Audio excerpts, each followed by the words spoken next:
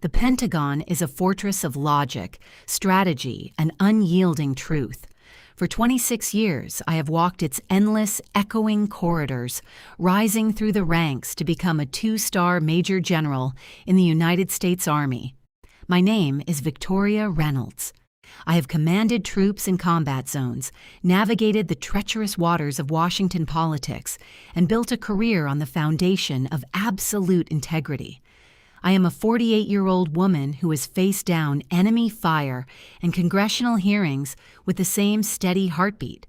But nothing in my military training could have prepared me for the enemy sleeping in my own bed. Dear viewers, please let us know where you are watching from and which region or country you are in. Please like this video, watch it until the end, and subscribe to our channel. Your support is very important to us. Thank you so much.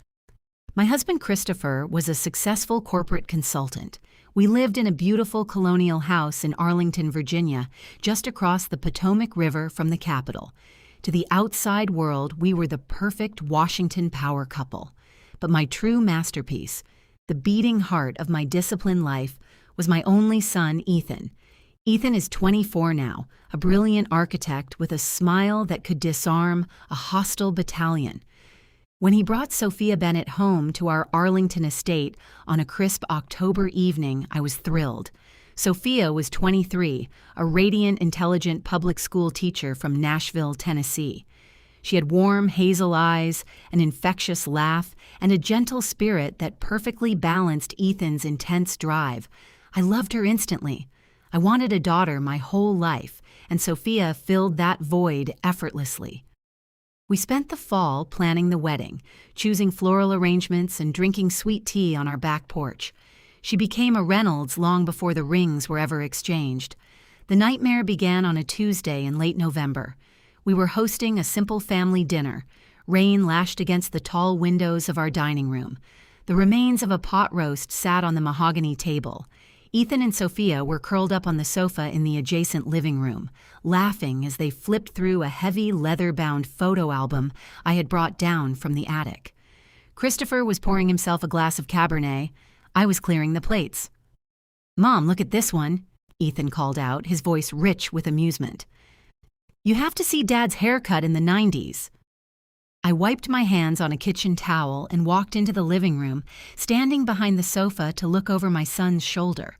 Sophia giggled, pointing at a faded Polaroid of Christopher standing in front of a beat-up Chevrolet. "He looks like a rock star." Sophia smiled up at me. "Did you take this, Victoria?" I squinted at the photograph. I had never seen it before. "No, sweetie. I met Christopher in '99. That car was long gone by then." As Ethan turned the page, an old yellowed envelope slipped from between the plastic sleeves and fluttered to the Persian rug. Sophia reached down to grab it, but Christopher materialized out of nowhere. He lunged forward, his wine glass sloshing deep red liquid onto his cuffs. He snatched the envelope from Sophia's fingertips with a violent desperation that froze the entire room. "I'll take that."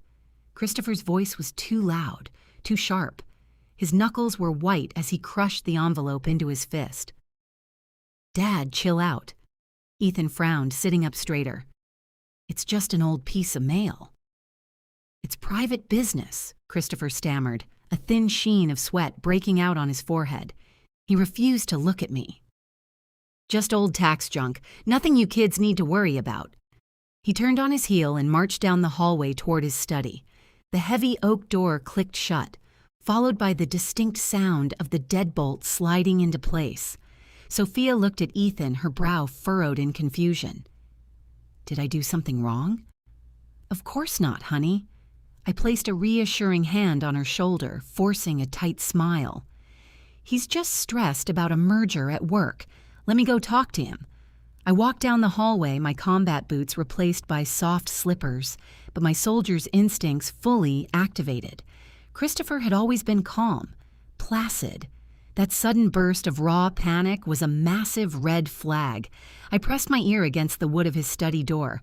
Inside, I heard the rapid whir and heavy clatter of the paper shredder, tearing through thick paper. My heart turned to ice. Why would my husband panic over a 25-year-old envelope? And why was he destroying it right now? In the military, when a perimeter is breached, you do not panic. You gather intelligence.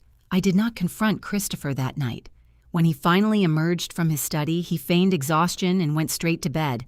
I stayed up, nursing a cup of black coffee in the dark kitchen, analyzing his behavior. The next morning, after Christopher left for his consulting firm in downtown D.C. and Ethan took Sophia to look at a potential wedding venue in Alexandria, I walked into my husband's study. The room smelled of stale coffee and cedar. The paper shredder sat in the corner, its plastic bin emptied, wiped entirely clean. He had taken the shredded remains out of the house. That level of operational security from a civilian meant only one thing. He was hiding something catastrophic. I began a systematic search. I checked the hollows of his desk, the backs of the bookshelves, and the false bottom of his filing cabinet. I found nothing. Christopher was thorough, but nobody is perfect. I opened his bottom desk drawer. It held old warranties, instruction manuals, and a heavy iron lockbox where we kept our passports. I knew the combination to the lockbox. I spun the dial. The latch popped open. Our passports were there. Ethan's birth certificate was there. But tucked beneath the velvet lining at the bottom of the box, I found something I had never seen in our 22 years of marriage. It was a small, tarnished silver locket. I picked it up. My hands, which had held steady while zeroing sniper rifles, trembled slightly as I pried the clasp open with my thumbnail. Inside was a tiny photograph of a baby girl. She had bright hazel eyes. Beside the photograph, folded into a square the size of a postage stamp, was a piece of receipt paper from a pharmacy.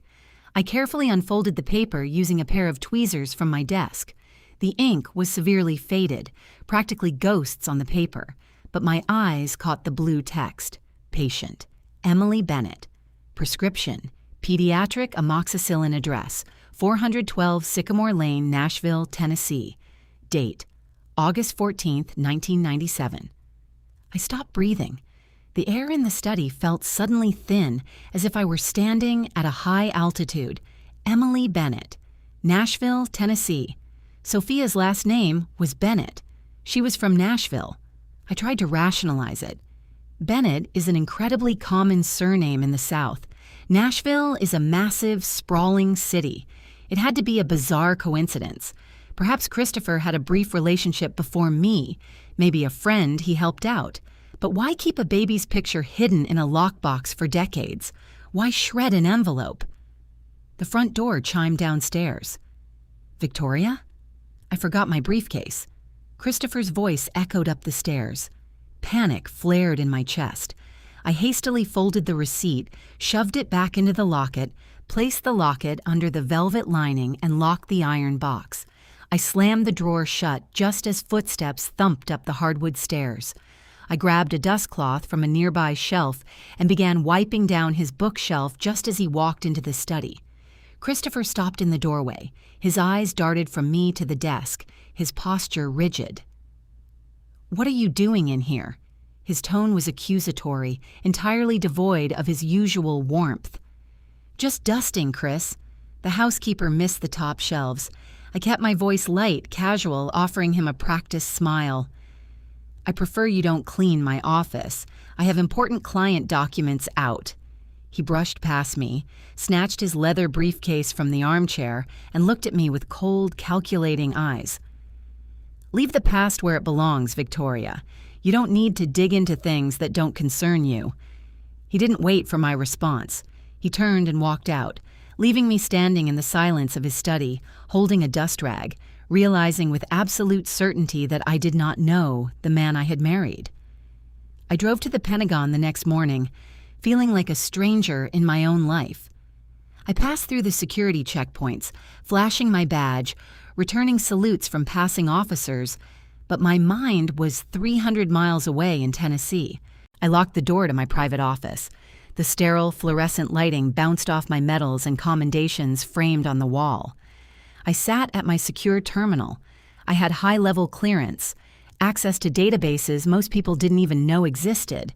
but I couldn't use military resources for a personal background check. That would be a court-martial offense. Instead, I opened my personal civilian laptop on my desk and connected to a secure, encrypted private network. I paid for access to a premium public records database. I typed in the parameters. Name: Christopher David Reynolds. Location: Davidson County, Tennessee. Years: 1995 to 1999. A loading circle spun on the screen. Each rotation tightened the knot in my stomach. I prayed for a blank screen. I prayed for a digital error. The screen flashed. 7 records found. My eyes scanned the lines of text. Traffic tickets, a registered vehicle, and then a marriage license. Groom: Christopher David Reynolds. Bride: Emily Grace Bennett. Date: May 12, 1996. County: Davidson, Tennessee. A cold sweat broke out across my back. My husband had been married before he met me. He'd never mentioned an ex-wife. He had claimed he was a lifelong bachelor when we met at a charity gala in D.C. in 1999. I clicked on the Related Documents tab. A divorce decree materialized on the screen, dated November 1998. I read the scanned PDF of the court document. The grounds for divorce were listed as abandonment. Emily Bennett had filed for divorce after Christopher completely vanished, but the most devastating detail was located on page 3, under the custody arrangements. Child of the marriage: Sophia Grace Bennett, born April 4, 1998. Sole custody awarded to plaintiff Emily Grace Bennett due to defendant's absence. I pushed myself away from the desk. My heavy leather chair rolled backward, slamming into the wall. I clamped a hand over my mouth to stifle the scream building in my throat. Sophia Grace Bennett, born April 1998. I checked my digital calendar. Sophia's 24th birthday was coming up in April. The math was undeniable. The names were identical.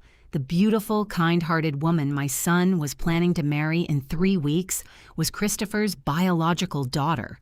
Ethan and Sophia were half-siblings. Nausea rolled over me in violent waves. I rushed to the private bathroom in my office and threw up my morning coffee. I gripped the edges of the porcelain sink, staring at my pale, terrified reflection in the mirror. My husband had abandoned a baby, changed states, met me, and lied about his entire existence. And now, by some horrific, twisted trick of fate, that abandoned child had moved to D.C., met my son at a coffee shop, and fallen in love. My cell phone buzzed on the desk. I walked back into the office on trembling legs. The caller ID flashed Christopher's name. I took a deep breath, compartmentalizing the trauma like a soldier under fire. I answered the call. "Hello, Chris." "Hey, honey." His voice was overly cheerful, desperate to make up for the tension of the past 2 days. "I was just thinking, since the kids are so stressed about the venue, why don't we offer to pay double to move the wedding up? We could do it this weekend at the courthouse. Save everyone the headache." He was trying to rush the marriage. He wanted it legally bound before I could uncover the truth. He knew.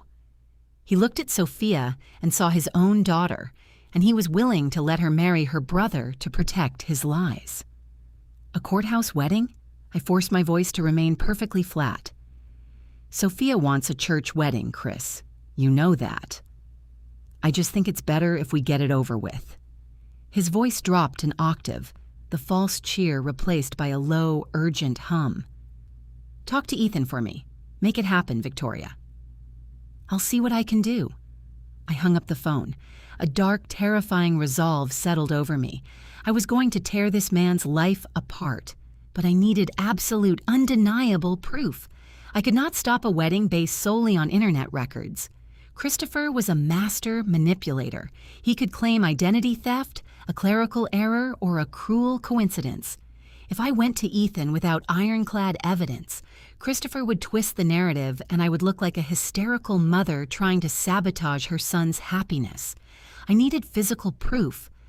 I called my commanding officer, a 3-star general who owed me a favor. "Sir, I need a 48-hour leave. Personal emergency." Granted, Victoria. Is everything all right? I have a tactical situation at home, sir. I'm handling it. I packed a small overnight bag, changed into civilian clothes, a sharp black blazer and jeans, and booked a commercial flight out of Reagan National to Nashville. I told Ethan and Christopher I had been dispatched to Fort Campbell for a sudden classified readiness inspection. I landed in Tennessee under a heavy gray sky. The air was thick with humidity. I rented an unassuming gray sedan and drove straight into the heart of Nashville. The Davidson County Courthouse was a massive, imposing limestone building. I walked through the metal detectors, my military ID affording me quick passage past the civilian lines. I found the county clerk's office on the 3rd floor. A bored-looking woman with heavy reading glasses sat behind the thick glass partition. I need to request a hard copy of a divorce decree and birth records from 1998. I slid my driver's license and a $20 bill under the slot. Names? Emily Grace Bennett and Christopher David Reynolds. She typed lazily into her keyboard. A few minutes later, the printer whirred to life. She stamped the documents with the official county seal and slid them back to me. I sat on a wooden bench in the hallway, the fluorescent lights buzzing overhead, and read the physical documents. There it was, Christopher's signature, the same sharp, looping handwriting that signed my anniversary cards, right there on the bottom of a 1996 marriage license. I flipped to the birth certificate. Child, Sophia Grace Bennett. Mother, Emily Grace Bennett. Father, Christopher David Reynolds. I ran my fingers over the raised county seal. It was real. It was legal. It was a nightmare inked onto paper. I needed to see Emily. I needed to look the woman my husband had destroyed in the eye. I pulled up the old address from the pharmacy receipt, 412 Sycamore Lane. I drove through the winding, tree-lined suburbs of Nashville. The neighborhood was quiet, filled with modest brick ranch homes and overgrown oak trees. I parked across the street from number 412. A woman with silver-streaked blonde hair was kneeling in the front garden, aggressively pruning rose bushes. She had Sophia's jawline. She had Sophia's hazel eyes. It was Emily. I gripped the steering wheel until my knuckles ached. I wanted to march across the street, show her my badge, and demand answers. But what could she tell me that I didn't already know? She was a victim of Christopher's cowardice just as much as I was. As I sat there, Emily's front door opened. A man walked out carrying a tray of iced tea. He kissed Emily on the cheek. She smiled, a genuine, warm smile, and leaned into his touch. She had rebuilt her life. She had survived him. If I walked over there now, I would destroy her peace. I would have to tell her that the daughter she raised alone was about to marry the son of the man who abandoned them both. I couldn't do it. Not yet. I started the engine and pulled away from the curb. I had the legal documents. Now I needed the final nail in Christopher's coffin, biological certainty. I needed DNA. My phone vibrated in the cup holder. A text from Ethan. Mom, Sophia found the perfect dress. The wedding is set. December 12th. Christ Church in Alexandria. Dad even put down the deposit today. December 12th. That was exactly 18 days away. Christopher was moving aggressively, locking them into a schedule. I merged onto the highway, heading back to the airport. I was racing against a ticking clock, and every second brought my son closer to the edge of an unthinkable abyss. I returned to Arlington on a Sunday morning. The house smelled of bacon and maple syrup. The sheer domestic normalcy of the scene made me want to rip the walls down. Ethan and Sophia were sitting at the kitchen island, laughing over seating charts. Christopher was at the stove, flipping pancakes. He looked over his shoulder as I walked in, his eyes narrowing slightly before he plastered on a welcoming smile. Welcome back, General. How was Fort Campbell? Routine. The troops are sharp. I dropped my duffel bag by the door. Mom! Ethan jumped up and hugged me tightly. He smelled like expensive cologne and happiness. You missed it. Sophia found her dress. She looks like an angel. Sophia blushed, tucking a strand of chestnut hair behind her ear. It's beautiful, Victoria. I can't wait for you to see it." I forced myself to walk over and kiss her cheek. Up close, I could see the subtle tilt of Christopher's eyes in hers. I felt a wave of profound sorrow for this sweet girl. "I'm so happy for you, sweetie, I really am. I needed their DNA and I needed it today." "Let's have a celebratory toast," I announced, walking to the wine fridge. "Mimosas for everyone." I poured the champagne and orange juice into 4 crystal flutes. I handed one to Ethan, one to Christopher, and one to Sophia. We clinked glasses. "To the future," I said, locking eyes with Christopher. He didn't blink. After breakfast, Ethan and Sophia went out to meet with the florist. Christopher retreated to the backyard to rake leaves. I stayed in the kitchen to clean up. I put on a pair of latex gloves from my first aid kit.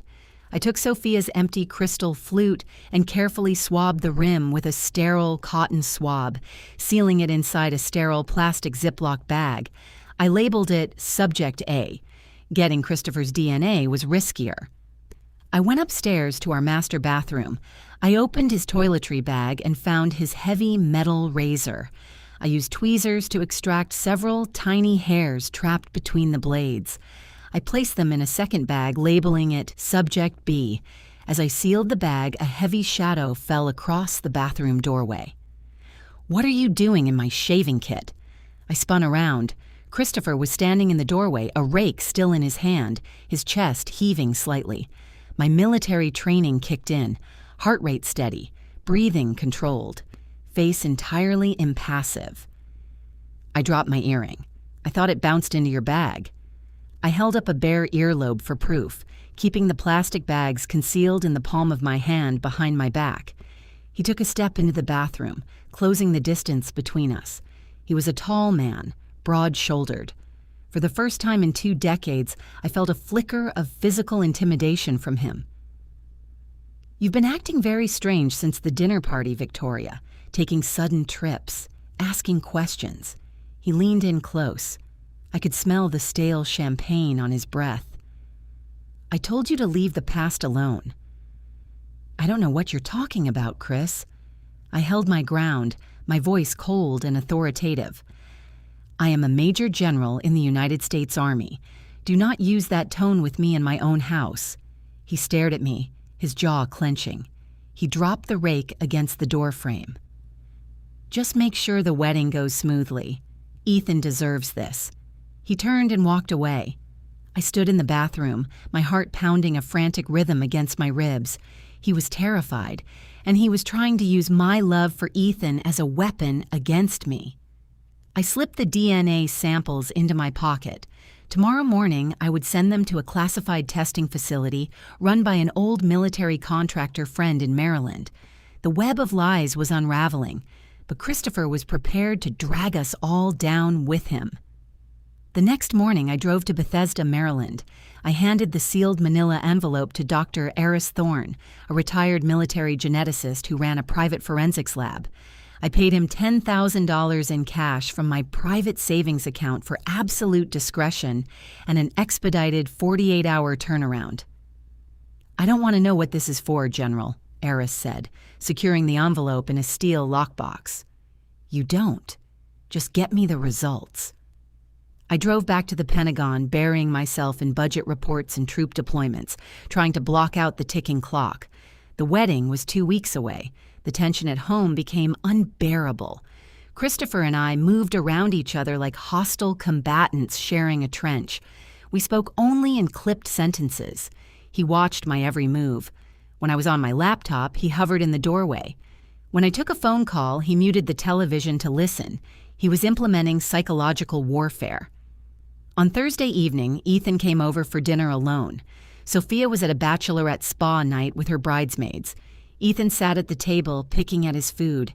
He looked exhausted, deep circles forming under his eyes. "You okay, kid?" I asked, pouring him a glass of water. "It's just wedding stress, Mom, and Dad is driving me crazy." Ethan ran a hand through his hair. "He keeps calling the vendors, trying to cut corners to make things happen faster. He even asked the priest if we could skip the marriage counseling sessions to save time. It's like he's in this insane rush." I shot a glare at Christopher, who was pretending to read the Wall Street Journal at the head of the table. "Your father is just eager to see you settled," I lied through my teeth. "Tell Dad to back off. Sophia is starting to get upset. She thinks he doesn't want us to have a proper wedding." "I'll handle him," I promised, my voice hardening. After Ethan left, I confronted Christopher in the kitchen. "You need to stop pushing them. You are going to blow your own cover," I whispered fiercely, backing him against the refrigerator. He laughed, a hollow, bitter sound. "My cover. You're paranoid, Victoria. You've spent too much time hunting terrorists. You're seeing enemies in your own family." "Don't gaslight me. I know what you did in Nashville." His eyes widened for a fraction of a second, the mask slipping. Then his face hardened into a mask of pure cruelty. "You have no idea what you're dealing with. If you try to ruin this wedding, I will tell Ethan that you fabricated a story because you hate Sophia. I will tell the press that America's favorite female general has lost her mind and is destroying her son's life out of jealousy. I will ruin your career and your relationship with your son." "You really think you can outmaneuver me?" I stepped closer, invading his space, channeling every ounce of authority I possessed. "I fight wars for a living, Christopher. You push paper." My phone buzzed in my pocket, a secure encrypted email notification. I pulled it out. The sender was Dr. Eris Thorne. The subject line read, "Results expedited." Christopher saw the screen. He lunged for the phone. I sidestepped him, but he grabbed my wrist, twisting it hard. The phone shattered against the ceramic tile floor. He looked down at the broken glass, panting heavily, a terrifying smile spreading across his face. "Looks like you lost your intel, General." He stepped over the broken phone and walked upstairs, leaving me in the kitchen. He thought he had won, but he had forgotten one crucial detail about a seasoned military commander. We always have a backup. I didn't scream. I didn't cry over the broken phone. I calmly swept up the shattered glass, threw it in the trash, and walked to my car. I drove to a 24-hour diner down the street, sat in a quiet corner booth, and opened my backup secure tablet from my briefcase. I logged into my encrypted email server. The email from Eris was waiting. Attached was a highly detailed 20-page PDF document. I scrolled past the scientific jargon, the allele frequencies, and the genetic markers, straight to the conclusion on the final page. Probability of paternity/biological sibling relationship, 99.9998%. Conclusion, Subject A, female, and the offspring of Subject B, male, share a common biological father. The genetic markers confirm a half-sibling relationship with absolute certainty. The diner around me faded away. The clatter of coffee cups, the murmur of the waitress, the neon lights outside the window, it all vanished. It was real. The monster I had slept next to for over 2 decades had allowed his son to propose to his daughter. I drove back to the house. The lights were off. I walked into the dark living room and turned on the heavy brass floor lamp. Christopher was sitting in the armchair, nursing a glass of scotch. I tossed the printed court documents from Nashville onto the coffee table. I went to Tennessee. I saw the marriage license. I saw the birth certificate. I saw Emily, I stated, my voice echoing in the quiet room. Christopher stared at the papers. His hand trembled, sloshing the amber liquid in his glass.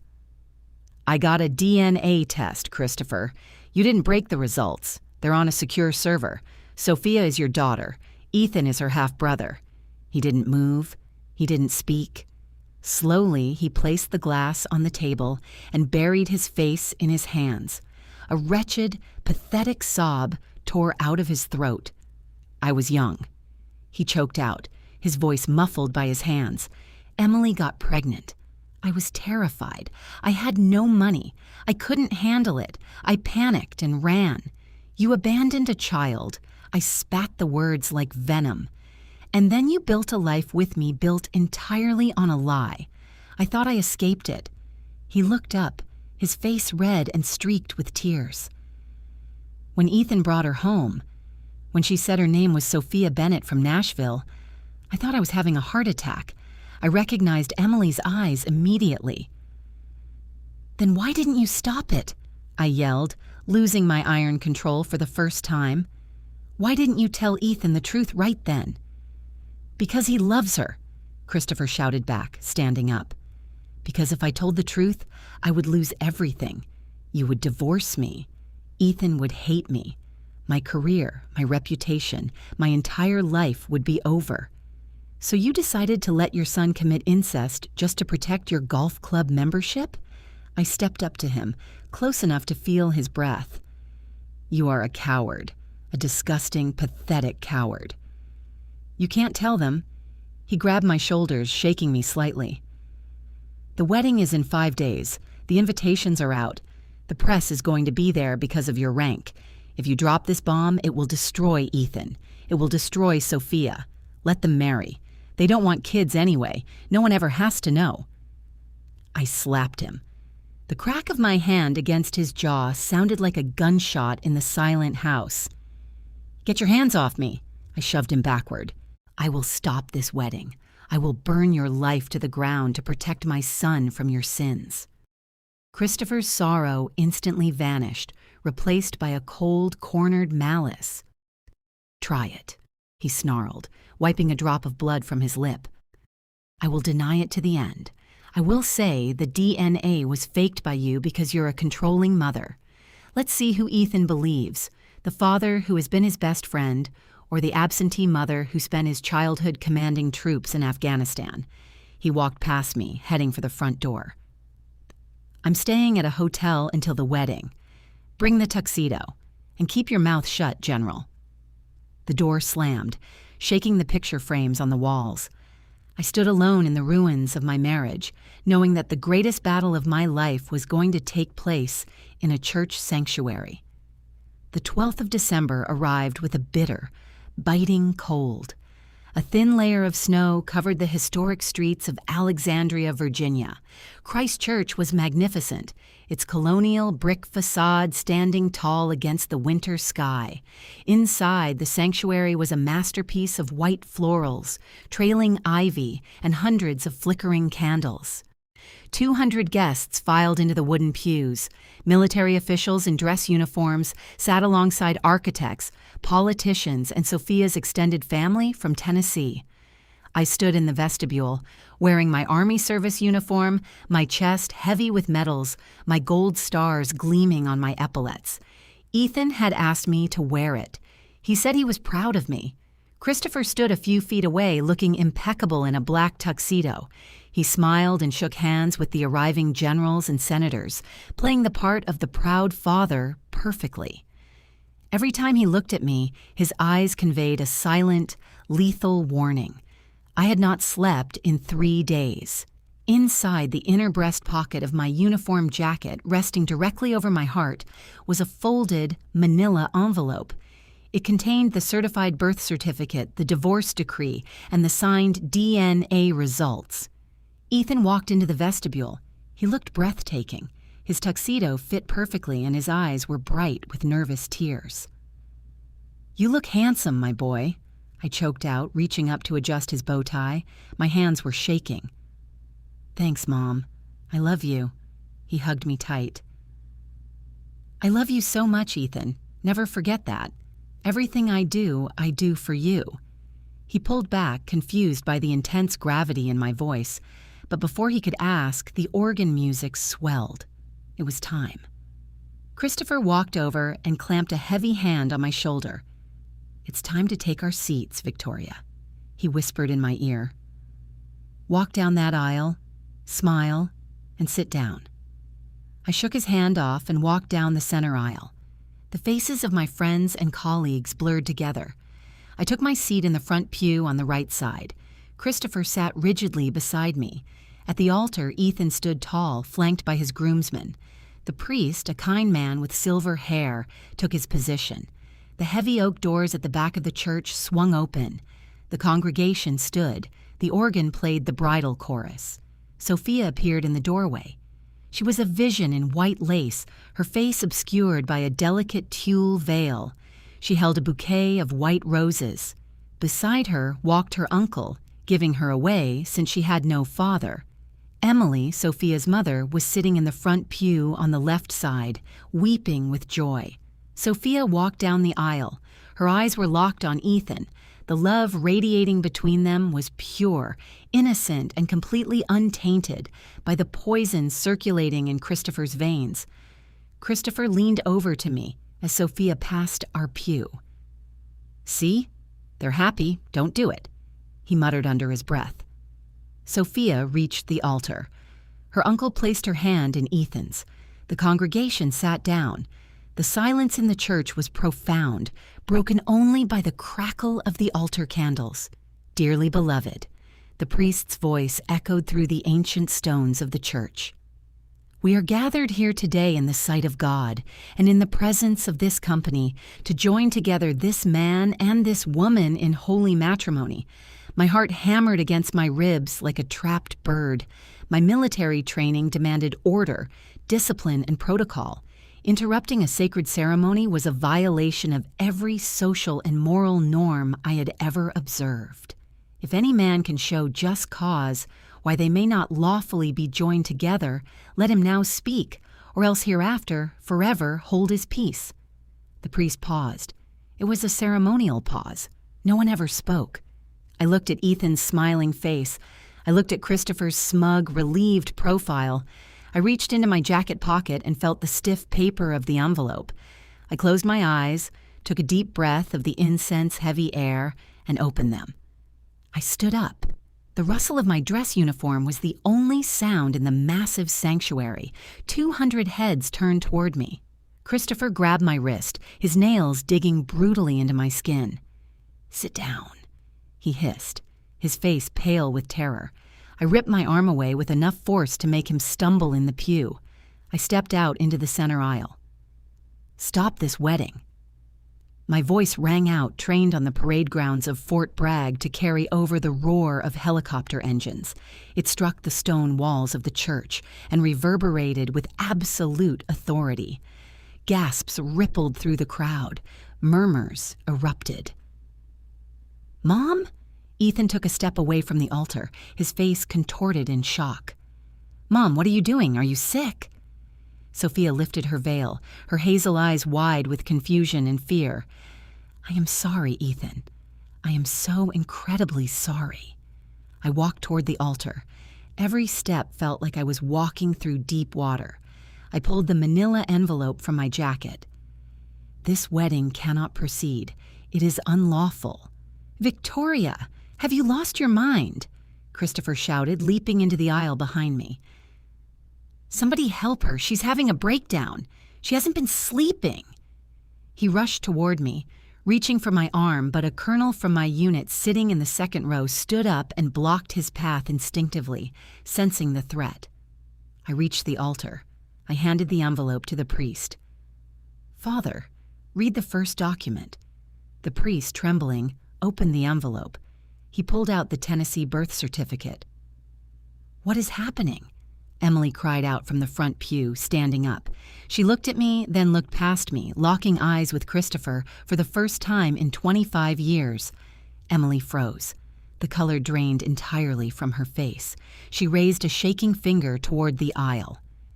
"Chris?" Emily whispered, her voice breaking the silence. "Oh my God, Chris!" Sophia turned to her mother. "Mom, who is Chris?" "Read it," I commanded the priest. The priest adjusted his glasses, his voice shaking into his lapel microphone. "Father, Christopher David Reynolds. Mother, Emily Grace Bennett. Child, Sophia Grace Bennett."